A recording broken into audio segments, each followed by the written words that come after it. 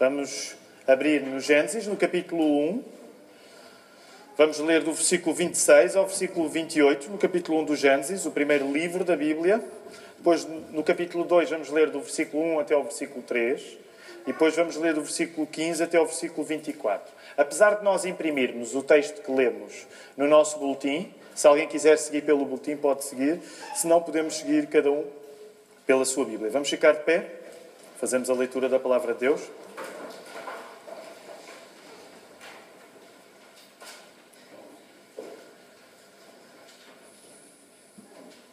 Também disse Deus: façamos o homem à nossa imagem conforme a nossa semelhança. Tenha ele domínio sobre os peixes do mar, sobre as aves dos céus, sobre os animais domésticos, sobre toda a terra, sobre todos os répteis que rastejam pela terra. E criou Deus, pois, o homem à sua imagem. À imagem de Deus o criou, homem e mulher o criou. E Deus os abençoou e lhes disse: sede fecundos, multiplicai-vos, enchei a terra e sujeitai-a, dominai sobre os peixes do mar, sobre as aves dos céus e sobre todo o animal que rasteja pela terra. E agora no capítulo 2, os primeiros 3 versos. Assim, pois, foram acabados os céus e a terra e todo o seu exército. E havendo Deus terminado no dia 7º a sua obra que fizera, descansou neste dia de toda a obra que tinha feito. E abençoou Deus o dia 7º e o santificou, porque nele descansou de toda a obra que como o Criador fizera. E dos versos 15 até ao verso 24 agora. Tomou, pois, o Senhor Deus ao homem e o colocou no jardim do Éden para o cultivar e o guardar. E o Senhor Deus lhe deu esta ordem: de toda a árvore do jardim comerás livremente, mas da árvore do conhecimento do bem e do mal não comerás, porque no dia em que dela comeres, certamente morrerás. E disse mais o Senhor Deus: não é bom que o homem esteja só, far-lhe-ei uma auxiliadora que lhe seja idónea. Havendo, pois, o Senhor Deus formado da terra todos os animais do campo e todas as aves dos céus, trouxe-os ao homem para ver como este lhe chamaria. E o nome que o homem desse a todos os seres viventes, esse seria o nome deles. Deu nome o homem a todos os animais domésticos, às aves dos céus e a todos os animais selváticos. Para o homem, todavia, não se achava uma auxiliadora que lhe fosse idónea. Então o Senhor Deus fez cair um pesado sono sobre o homem e este adormeceu. Tomou uma das suas costelas e fechou o lugar com carne. E a costela que o Senhor Deus tomara ao homem, transformou-a numa mulher. E lhe a trouxe. E disse o homem: esta, afinal, é osso dos meus ossos e carne da minha carne. Chamar-se-á varoa, porquanto do varão foi tomada. Por isso deixa o homem pai e mãe e se une à sua mulher, tornando-se os dois uma só carne. Podemos ficar sentados, queridos irmãos.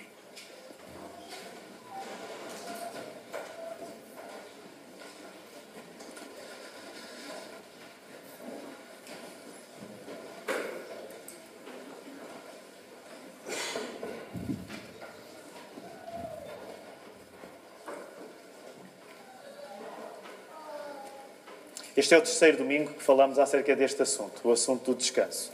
Em cada um dos domingos, no primeiro, no segundo e hoje no terceiro também, nós temos feito uma pergunta e tentamos responder à pergunta que fazemos. Na primeira semana, a pergunta, lembram-se qual era a pergunta da primeira semana? A pergunta era: onde repousa o descanso? Onde descansa o descanso? Podemos dizer assim também, é verdade. Nesse primeiro domingo, há 2 domingos, nós falámos dos fundamentos do descanso. O que é que nós podemos saber que é a base do descanso? E percebemos com a Bíblia aberta que o descanso repousa onde? Onde é que repousa o descanso? O descanso repousa na criação. O que é que isto significa? Nós temos de ter noção que o descanso foi criado quando o mundo foi criado e quando nós fomos criados. O descanso foi criado quando o mundo foi criado e quando nós fomos criados. Percebemos que o descanso é uma coisa boa porque o próprio Deus descansou ao 7º dia, como nós acabámos de ler nos 3 primeiros versos do capítulo 2 de Gênesis. E como Deus descansou, Deus fez também o descanso para nós. Por isso o descanso é uma coisa boa. E na altura nós dissemos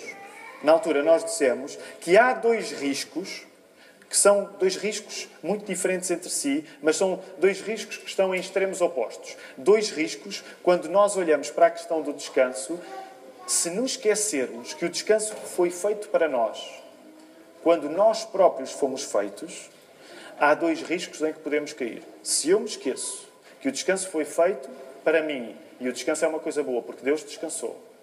E se eu me esqueço que o descanso foi feito para mim, quando o próprio mundo foi feito, eu posso cair em dois extremos opostos. Um dos extremos é eu passo a tratar o descanso como se tivesse sido eu a criá-lo. Este é um dos riscos. As pessoas passam a tratar o descanso como se elas fossem os criadores do descanso.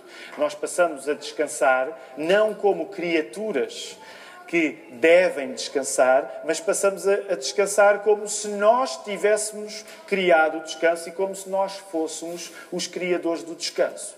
As pessoas que caem neste erro são as pessoas que tendem a descansar mal e a achar que não precisam de descansar. São aquelas pessoas que se tornam um bocadinho arrogantes e que se tratam a si próprias como se fossem todo-poderosas, não é? E neste grupo de pessoas estão precisamente aquelas, estamos nós, quando descansamos mal e quando não descansamos. Nesta manhã vamos imaginar, se alguém dormiu pouco, não porque tem um filho que não o deixou dormir a noite inteira, porque esses não têm alternativa, não têm de dormir pouco. Mas se alguém dormiu pouco porque se deitou tarde e hoje acorda cansado e arrasta-se aqui para a igreja, esta pessoa está a cair neste erro de achar que, num certo sentido, ele é o próprio criador do descanso. Então, estas pessoas geralmente descansam apenas quando acham que têm de descansar. Este é um dos riscos em que nós caímos quando nos esquecemos que somos criaturas.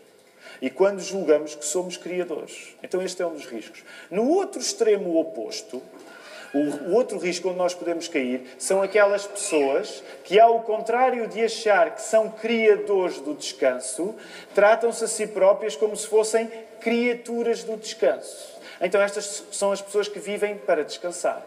São as pessoas que acham que descansar é o grande objetivo das suas vidas. Não é? E, portanto, estas são aquelas pessoas que, num certo sentido, o descanso é o seu Deus.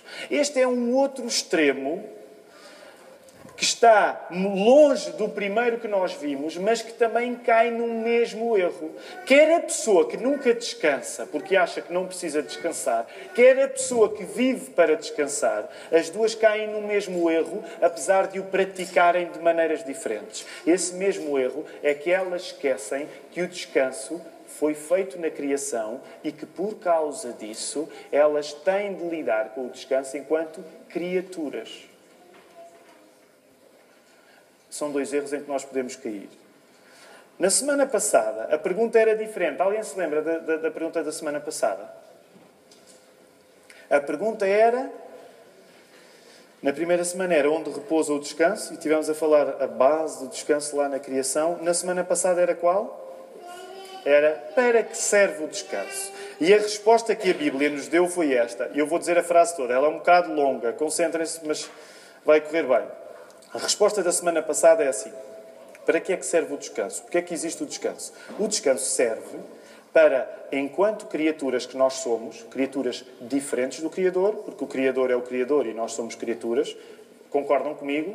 Nenhum de nós é Deus aqui esta manhã? Concordam comigo? Nenhum de nós é Deus? Somos todos criaturas, não somos? Pronto. Então o descanso serve para nós, criaturas, sendo diferentes do Criador, podermos ser como o Criador é. Isto é um paradoxo. Deus criou-nos criaturas, pessoas diferentes dele. No entanto, Deus chama-nos a nós nos comportarmos como Ele se comporta.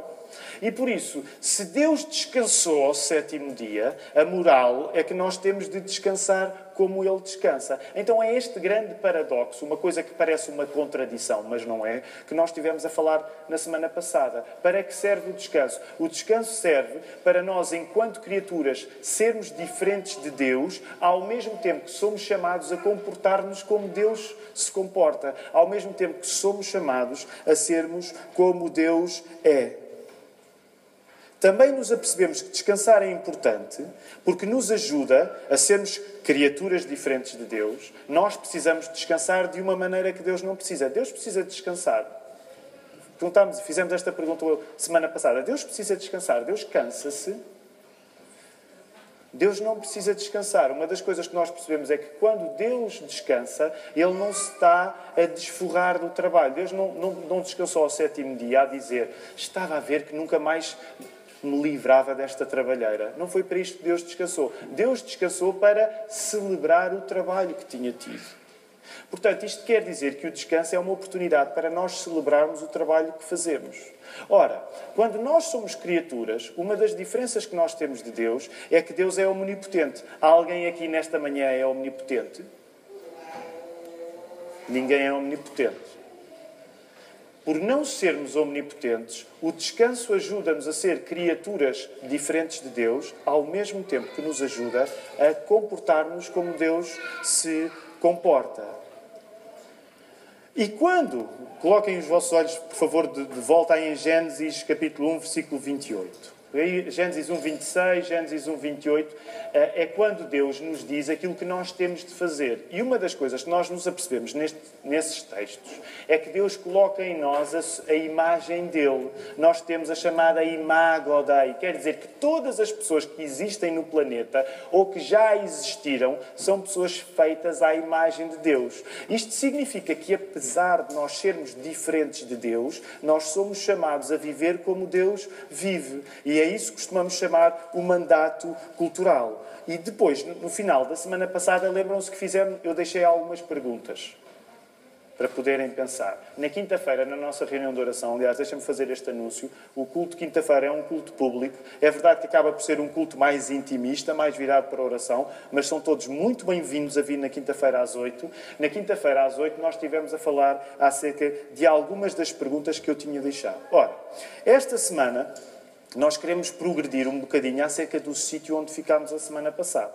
Se nós, na semana passada, ficámos no ponto de reconhecer que a Bíblia nos fez criaturas diferentes de Deus, ao mesmo tempo que nos chama a ser criaturas que existem como Deus existe, a pergunta que nós hoje devemos fazer é: o que é que o descanso me ajuda a fazer? E esta é a pergunta deste domingo. O que é que o descanso nos ajuda a fazer? Se tiver de tomar nota, escreva a pergunta. O que é que o descanso nos ajuda a fazer? Porque é essa a resposta que nós queremos responder nesta manhã. E para isso temos de ir continuar com a Bíblia aberta e perceber como é que o Espírito Santo nos vai orientar. Para que é que o descanso serve no sentido do que é que o descanso me ajuda a fazer? O que é que o descanso me ajuda a ser? Porque já falámos na semana passada, mas queremos entrar mais fundo nesta questão. O que é que o descanso me ajuda a fazer? Ora, se nós tivermos de responder muito sucintamente, é uma resposta que, sendo sucinta, ainda é longa. Eu vou dar a resposta e depois vou tentar explicá-la. À pergunta: o que é que o descanso me ajuda a fazer? O descanso ajuda-nos, enquanto criaturas, a executar a vocação que Deus nos dá de, na sua criação, sermos sacerdotes, reis e profetas. Foi uma grande resposta, não foi? Vou voltar a repetir. O que é que o descanso nos ajuda a fazer? O descanso ajuda-nos, enquanto criaturas, a executar a vocação que Deus nos dá de sermos sacerdotes, reis e profetas. Eu sei que é uma resposta um bocado teológica e pode parecer um bocado chata. Mas eu gostaria de explicar esta manhã um bocadinho melhor o que é que isto quer dizer. Número 1. Nós somos chamados a ser sacerdotes. Número 2. Nós somos chamados a ser reis. Nós somos chamados a ser profetas. Como é que nós sabemos estas coisas? Precisamente por aquilo que nós ouvimos no mandato cultural. Gênesis 1, 26, Gênesis 1, 28. Nós somos chamados, nesses dois versos, a sermos sacerdotes, a sermos reis e a sermos profetas.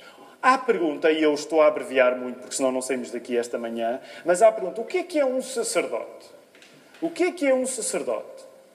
Nós diríamos assim: nós somos chamados a ser sacerdotes como alguém que guarda o... O que é que o sacerdote geralmente tem de guardar? Ele guarda o quê? Guarda o sacerdote geralmente ele guarda o quê? Que coisa é que ele guarda? O sacerdote, ele geralmente guardava o O templo, sim, mas no templo no geral, mas em particular, é verdade, a resposta está certa, mas em particular ele tratava do lugar mais central no templo, que às vezes nós usamos essa palavra para chamar a igreja, embora não seja muito teologicamente certo, que é o sacerdote, começa por S, por A e acaba em untuário. Santuário, ok? Santuário. O sacerdote cuida do santuário. A palavra santuário vem de que palavra? Santo. Ok, então rapidamente entendermos algumas coisas. Nós podemos entender que ser sacerdotes é guardar o santuário e trabalharmos e esforçarmos para o santuário continuar a ser o quê? Santo. O sacerdote é aquela pessoa que se esforça para que aquilo que é santo continue a ser santo. Nós podemos perguntar, o que é santo? Aquilo que é santo para Deus, uma maneira de abreviar, é aquilo que é bom. Aquilo que é bom. Por isso é que nós hoje não lemos, não é? Mas a semana passada falámos nisso. Se nós começarmos a ler Gênesis no capítulo 1, Deus é fã da palavra bom. Porque no final de cada dia de trabalho ele dizia bom. E quantas vezes ele disse isso? 6 vezes. O santuário é... O sacerdote é aquela pessoa que se junta a Deus na tarefa de dizer Deus diz que isto é bom, eu digo que isto é bom também. Deus diz que isto é santo, eu digo que isto é santo também. Nesse sentido, quando Deus nos criou, criou-nos para que nós tivéssemos olhos e sentidos para o que é bom e que nós disséssemos isto é mesmo bom. Deus disse que é bom e eu concordo com Ele. Isso é ser um sacerdote. Podemos entender, no contexto da criação do mundo também, que neste sentido, o próprio planeta onde nós fomos criados também é um santuário. Tanto que hoje em dia, muitas vezes se usa a expressão santuário para falar em alguns sítios que praticamente não foram mexidos pela civilização. Não é? Às vezes se nós estivermos a ver um documentário da National Geographic, se for um lugar assim ultra selvagem que não foi mexido, as pessoas muitas vezes o chamam um santuário da natureza. Uma das nossas funções como sacerdotes é percebermos como Deus ama o que criou e trabalharmos de acordo com a ideia de que aquilo que Deus ama deve continuar a ser amável. Aquilo que Deus ama deve continuar a ser amável. Tal como o sacerdote judeu do Velho Testamento era minucioso com as regras de pureza, não temos tempo para ir lá, mas quando nós lemos no Velho Testamento, no Pentateuco, livros como o livro do Levítico, são cheios de regras. Olha, são aqueles livros que quando as pessoas decidem, eu este ano vou começar a ler a Bíblia, começam a ler a Bíblia, Gênesis corre muito bem, Êxodo corre mais ou menos e Levítico começa a correr muito mal. Porquê? Porque é regras e regras. O sacerdote tem de fazer assim, o sacerdote tem de fazer assado. E são coisas difíceis para nós lermos. Mas sabem, uma das maneiras como nós temos de ler o livro de Levítico é percebermos que aquilo que é bom merece minúcia, merece detalhe. Quando nós gostamos muito de fazer alguma coisa, como é que nós fazemos essa coisa? Fazemos com detalhe. O sacerdote é alguém que gosta do detalhe porque sabe que Deus está nos detalhes também. E, portanto, aquilo que Deus fez com qualidade, o sacerdote está lá para dizer isto tem mesmo qualidade, não tem? O sacerdote está lá para fazer isto. Como sacerdote, nós afirmamos que o que Deus criou é bom e deve continuar a ser bom. Nós tornamos as pessoas mais interessadas em manter a qualidade da criação. Outra maneira de colocar isto é dizer que aquilo que é santo, bom aos olhos de Deus, deve ser santificado por nós. Isto é o papel de um sacerdote. Ok. Primeiro, o papel do sacerdote é fazer isto. Qual é a seguir? É sermos sacerdotes e sermos reis. Reis, se calhar, aquela palavra que entre sacerdote, rei e profeta foi a que nós gostámos mais, não é? Nós pensamos, agrada-me a ideia que Deus me tenha criado para eu ser rei, não é? Então, o que é que isto quer dizer? Que tipo de rei é que Deus quer que nós sejamos? Nós somos chamados a ser reis na medida em que devemos exercer um domínio sobre a criação que reflete o domínio último que pertence a Deus. Temos de dizer isto preto no branco, mesmo que seja politicamente incorreto a dizer isto. Deus criou-nos acima da criação. Nós valemos mais do que a natureza vale. E hoje em dia é quase crime dizer isto. Eu não quero entrar aqui em polémicas. Hoje em dia, por exemplo, há um partido que mete os animais ao nível dos homens. E os cristãos têm de dizer, isto é falso, nós estamos acima dos animais. Uma alma humana, como a Bíblia diz, vale mais que o mundo. O homem vale mais do que a natureza. E por causa disso, o homem está acima da natureza. Porque o homem foi chamado a ser rei da natureza. A dominar a natureza. a tratar das plantas, a tratar dos animais. Um homem vale mais do que a natureza. A natureza não vale mais do que um homem. E eu não quero... Ninguém se zangue comigo. Eu tenho uma gata em casa e eu já fui um grande amante de gatos. Depois tive filhos e o meu coração não tinha espaço para todos. Mas, olha, há uns tempos eu e a Ruth levámos uma plaquinha tão bonita. Tínhamos em madeira. Dizia assim, I love cats. E pensámos, Ruth, vamos destruir esta idolatria. E levámos para o lixo. Meus irmãos, é assim, eu tenho uma gata, a gente alimenta, eu dou-lhe água e biscoitos. Mas, queridos irmãos, eu não posso amar gatos. E eu não posso amar cães, e eu não posso amar periquitos, no sentido em que eles ocupem em mim um espaço que só os seres humanos devem ter. E eu não quero que ninguém hoje maltrate o seu animal de estimação. Trate-o bem. Eu também tenho lá a nossa gatinha Sombra. Mas, queridos irmãos, nós estamos acima da natureza. Uma cultura que leva cães à altura de homens é uma cultura que despreza as criaturas. E a nossa cultura é uma cultura doente pelo modo como as pessoas tratam os seus cães. Tratam muitas vezes os seus cães como não tratam os seus filhos. E isto é um sinal que nós somos uma cultura doente. Ora, que tipo de reis é que Deus quer que nós sejamos? Deus não nos colocou abaixo da criação ou da natureza, mas acima dela. Essa superioridade que nós temos em relação à criação não trabalha contra a criação. Antes, pelo contrário, nós sermos os reis da criação é uma responsabilidade que nós temos em sermos os mais empenhados nos interesses da criação. Sermos reis é, nesta compreensão, sermos servidos pela criação. E nós temos de dizer, a criação está cá para nos servir. Eu lamento se isto soa mal, mas a criação está cá para nos servir. Mas ouça, a criação está cá para nos servir, mas nós estamos cá para zelar que tratamos da criação. Por isso, os cristãos têm de ser pessoas preocupadas com o estado da criação, com o estado da natureza. Não faz sentido que os cristãos se assumam enquanto reis e tratem mal a natureza. Isso não faz sentido. Nesse sentido, os cristãos, antes da ecologia ser moda, os cristãos já tinham uma obrigação de pensar na natureza. Mas valorizarmos e preservarmos a natureza nunca é acharmos de que nós somos... que estamos ao nível da natureza. A criação está cá para servir-nos. A comida está cá para nós comermos. Os animais estão cá para nós podermos tratar deles e tudo isso. E esse é um dos nossos papéis de rei. A criação não é uma embalagem descartável, mas a criação é um reino a manter. Nós não podemos tratar mal da criação. Nós temos de tratar a criação como um reino. A criação não vale mais do que nós, as plantas não valem mais do que nós, os animais não valem mais do que nós, mas nós temos de tratar dos animais e temos de tratar das plantas. Porque somos reis e um rei trata do seu reino, não maltrata. Por último, somos chamados a ser, já vimos, sacerdotes, reis, somos chamados a ser profetas. Enquanto profetas, nós servimos de boca de Deus, de meio de transmissão da sua mensagem. O que é que isto quer dizer? Nós fazemos isto... Como é que Adão começou a fazer isto? Reparem lá, no texto que nós lemos, como é que Adão passou a ser a boca de Deus? Olhem lá para o texto que nós lemos. Onde é que nós vemos isso? Hoje, no capítulo 2. Como é que nós vemos que Adão começou a ser a boca de Deus? Alguém consegue indicar um versículo e dizer, neste versículo, nós sabemos que Adão está a ser a boca de Deus? Quando, por exemplo, quando ele começa aí, vejam aí o versículo 19 e 20. Havendo, pois, o Senhor Deus formado da terra todos os animais do campo e todas as aves dos céus, trouxe-os ao homem para ver como o homem lhe chamaria. E o nome que o homem desse a todos os seres viventes, esse seria o nome dele. Deu o nome o homem a todos os animais domésticos, às aves dos céus, a todos os animais selváticos.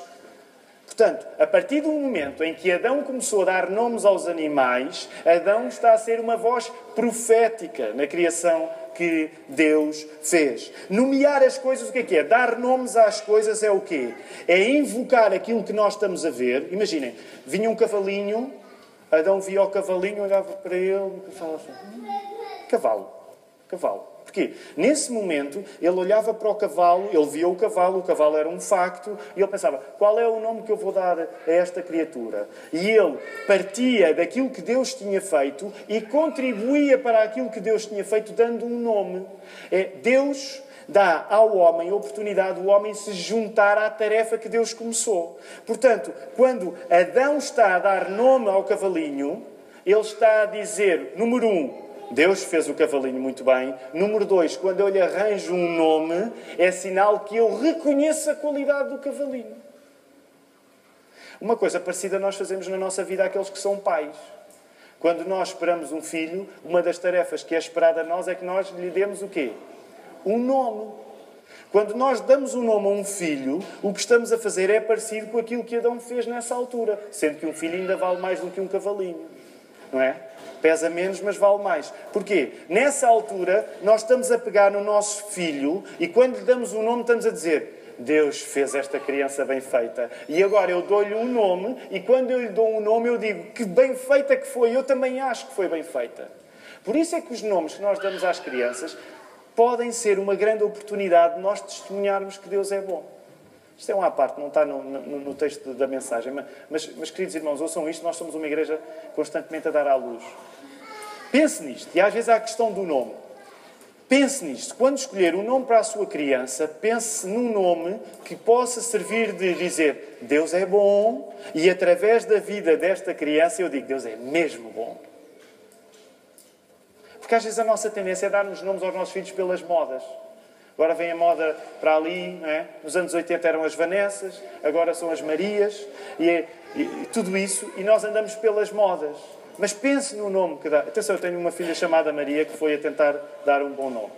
Não é? Mas pense no nome que dá às coisas. Porque quando dá um nome às coisas, está a juntar-se à qualidade que Deus fez e está a pedir que essa qualidade continue. Portanto, imaginem, quando...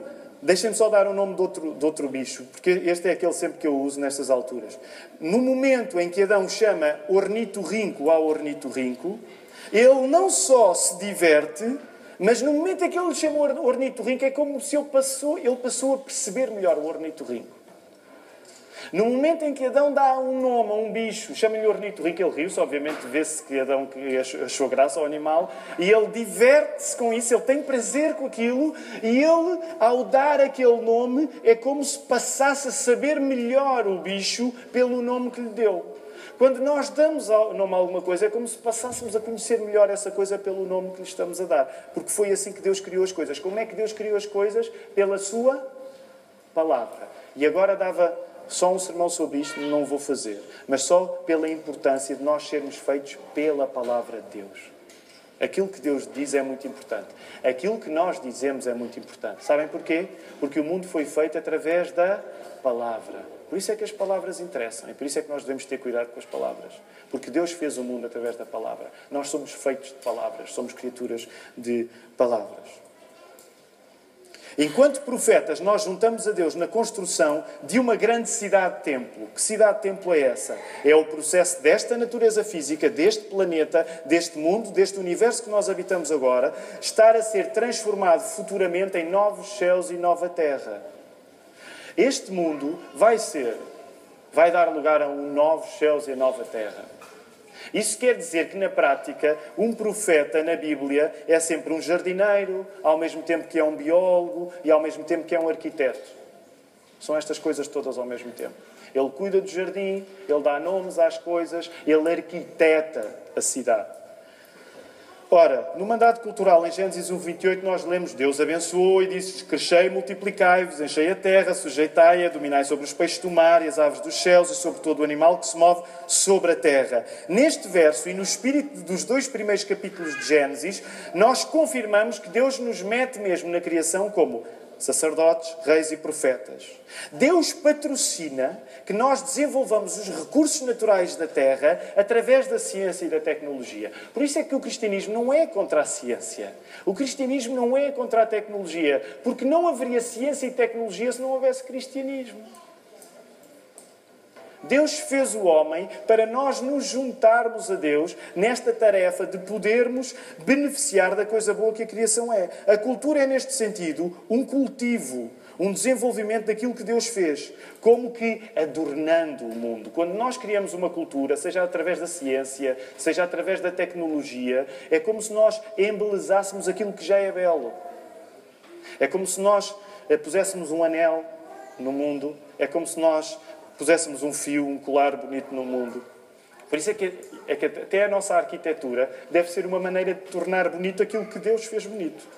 Não deve ser uma maneira de tornar feio, mas de tornar bonito. Ora, na terceira página do nosso boletim, só aí duas frases de um escritor chamado Joe Rigney. Ele é novo, ele escreveu este livro muito bom, chama-se The Things of Earth.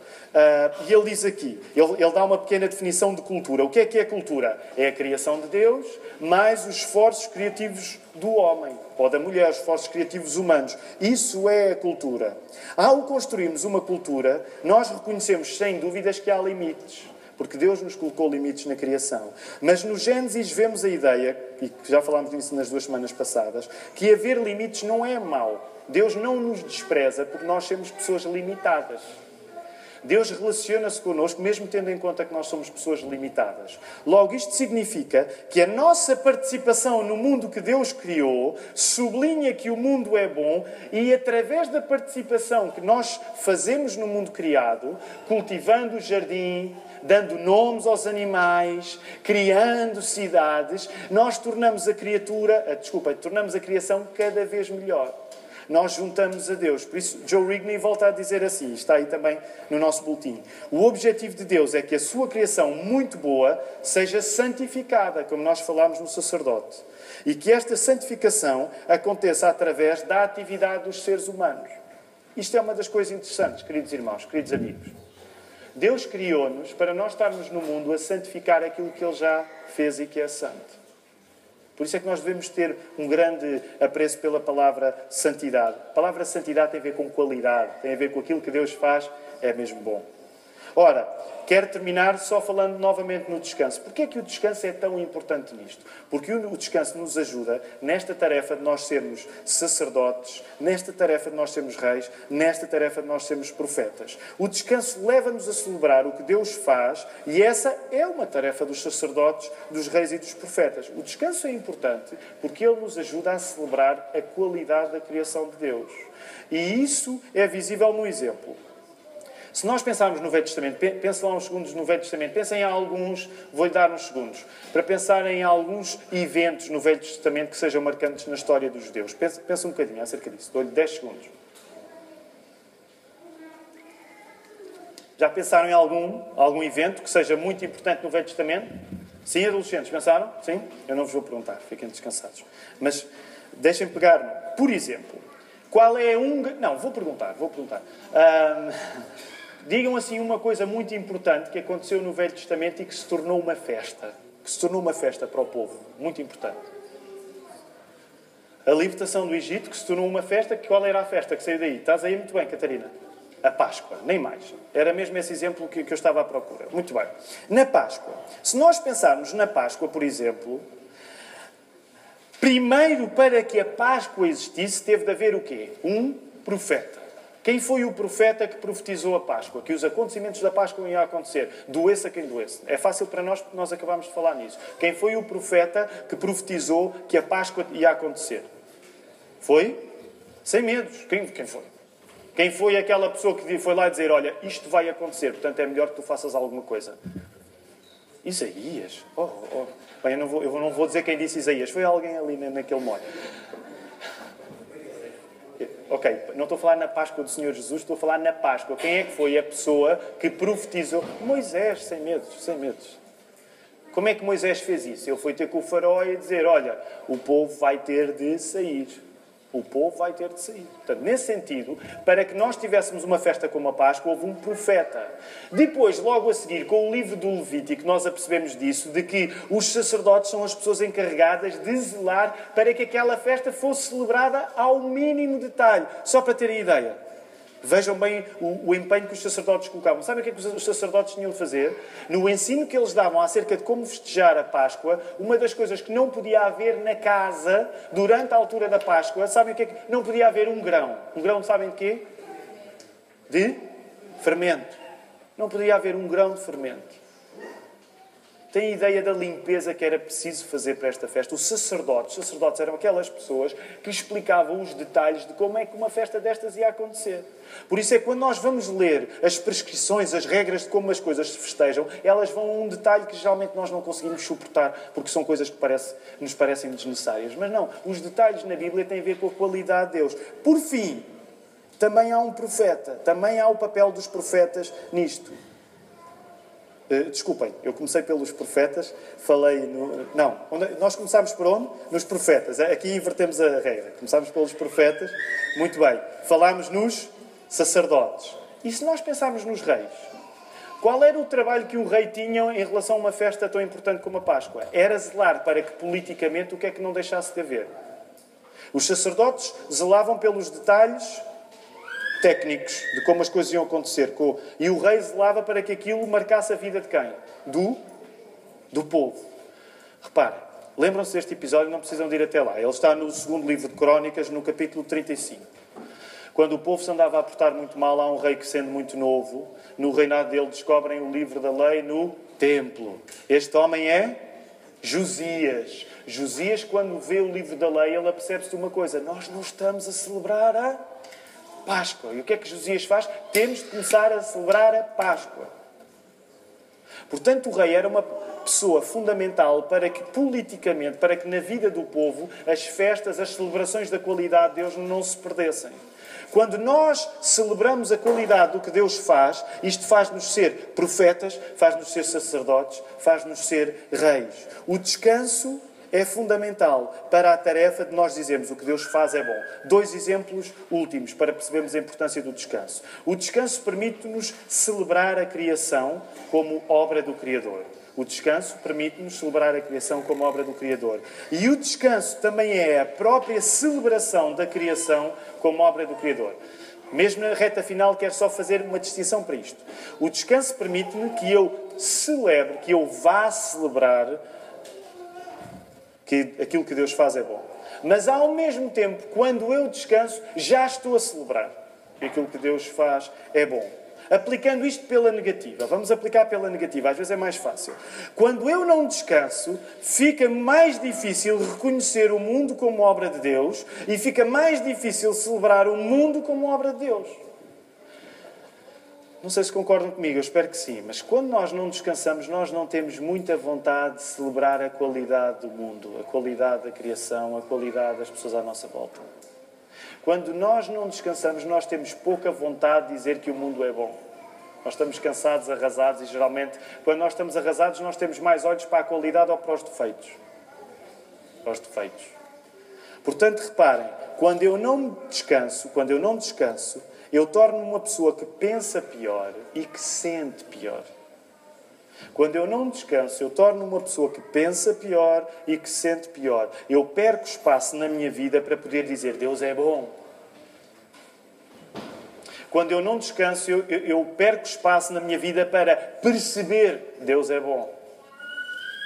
Por isso é que, geralmente, quando nós não descansamos na noite de sábado, é difícil louvarmos como deve ser na manhã de domingo.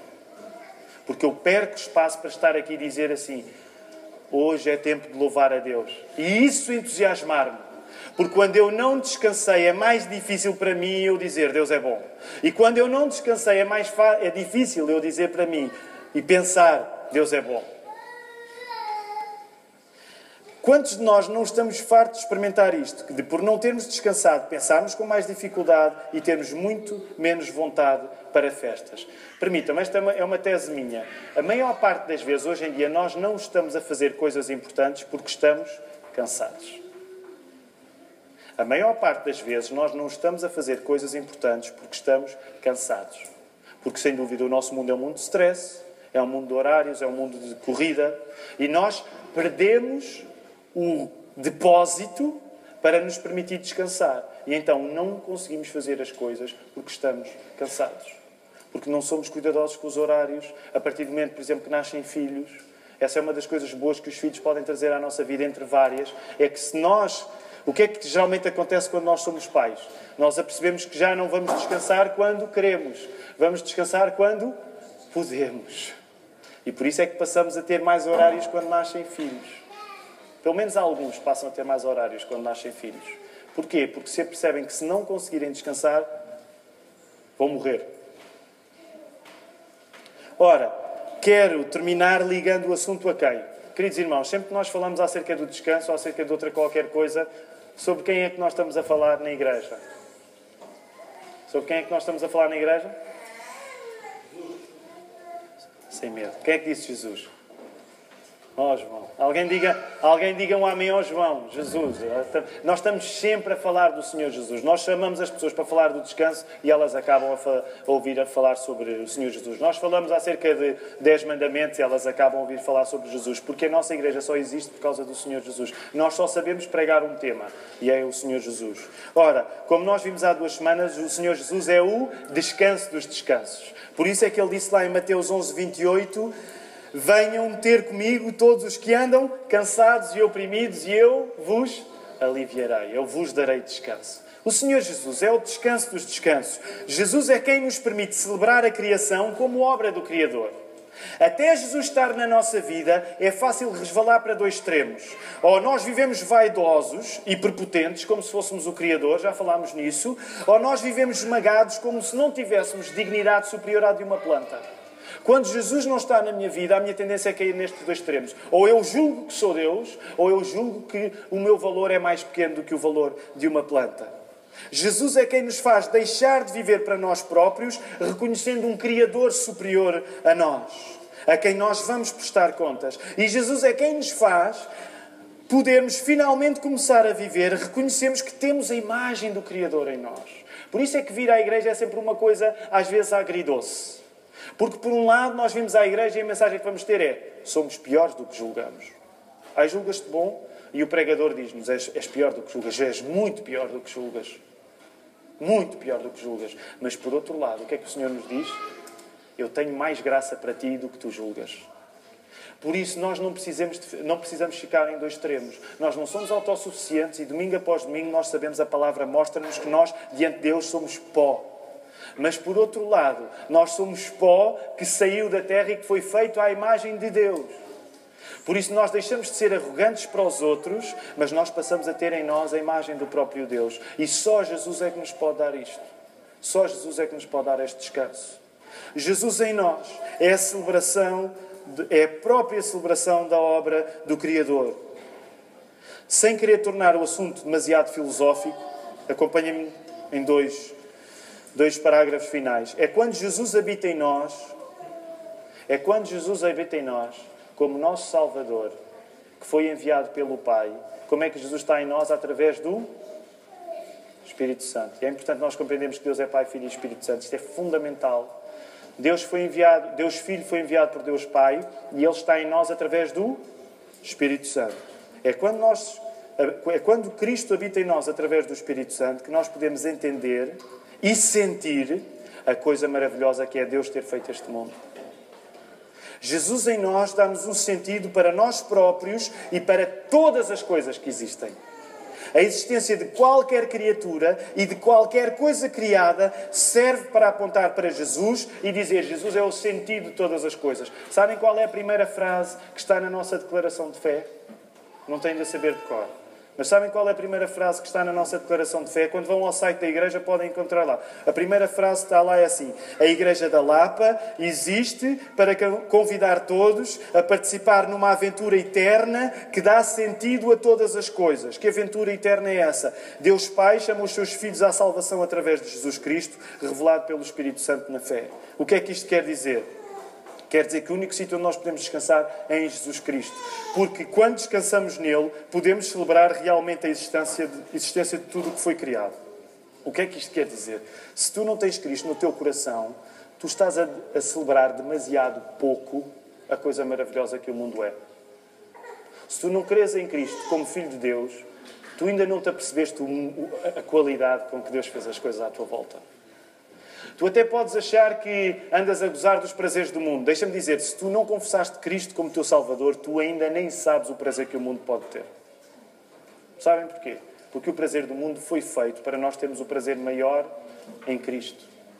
Quando nós não somos... Eu sei que a maneira de colocar isto pode ser um bocadinho agressivo, mas quando nós não somos cristãos, nós podemos julgar: eu, por não ser cristão, estou a gozar a vida.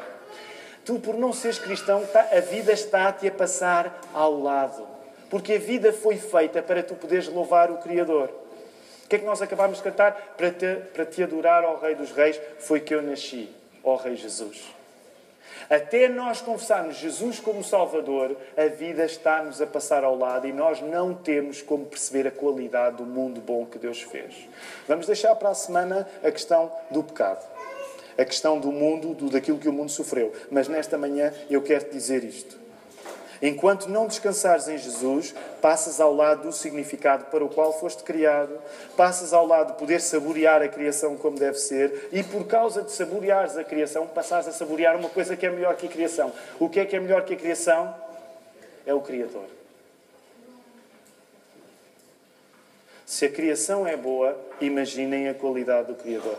Se a criação é boa, imaginem a qualidade do Criador. Se tu não confessares o Criador através do Senhor Jesus, tu estás a passar ao lado do melhor que o mundo tem para te dar. Que não é o próprio mundo, mas é o Criador. É quando nós descansamos em Jesus que nós contribuímos pessoalmente para que mais da criação, mais do universo, celebre Jesus. E é isso que nós queremos fazer esta manhã. Vamos terminar. Eu vou pedir ao Miguel que possamos voltar a repetir o cântico que entoámos. Porque ele está no coração daquilo que é a nossa mensagem. Esta manhã eu quero dar a oportunidade, se alguém tem algum motivo de oração, que no final gostasse de orar, eu vou ficar aqui há algum tempo. Vou pedir a todos os crentes que, se não quiserem aproveitar esse tempo para orar, para poderem se retirar, cumprimentarem-se no hall de entrada, mas quero incentivar as pessoas que queiram orar ainda mais um pouco, colocar alguma questão, que queiram pedir-se algum tipo de oração, algum motivo específico que tenham, possam ficar aqui no salão de culto. Nós vamos baixar um pouco as luzes e vamos ter este tempo de recolhimento. Mas ainda antes vamos louvar a Deus, vamos ficar de pé.